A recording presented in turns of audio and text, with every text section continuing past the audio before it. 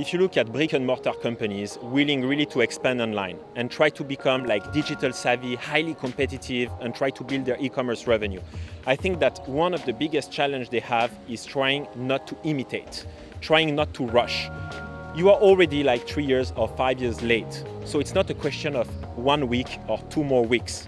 It's a question of finding the relevant, suitable strategy that will allow your brand to stand out, that will allow your brand to create a unique emotion that people will remember and that people will keep in mind, so that at one point they will be so excited that they will go and buy your products. The luxury brands are facing a big challenge because the world is changing very fast. We are living in a real-time world, and the customers actually are changing the behaviors, expecting real-time communication, real-time marketing, real-time services, real-time experiences across channels.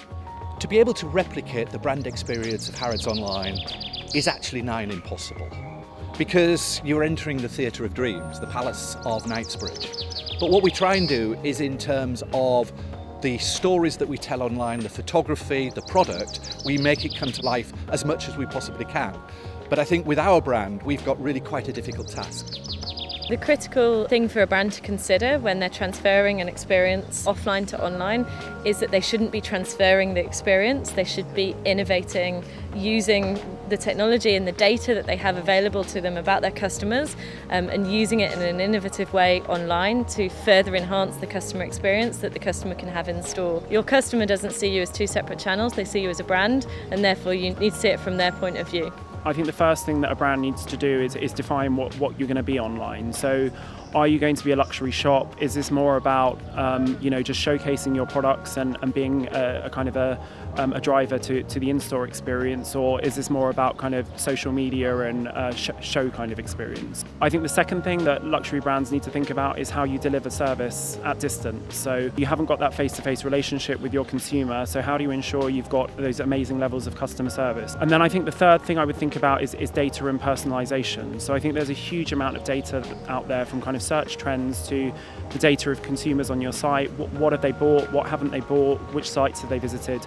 So I think it's kind of getting on top of that data and understanding how that can provide a really great and personalised experience to consumers. To get to the consumer, digital media is the very, very best way. So I look at a lot of the online communication and actually write to the consumers. And then they start writing to other people saying they can't believe that I've taken the time to write to them. And our business has grown like you can't imagine, because there is this very, very human interaction. The brands that have moved online really, really well are brands like Burberry, and also brands like Net-a-Porter, and they really think about the kind of the content they produce on their website in terms of video, rich media, having a great relationship with their consumers, and being able to differentiate and deliver those experiences online in an engaging way. People wish to have total control, and in social media you don't have that control. The bloggers now are their most important and powerful voice in the luxury industry.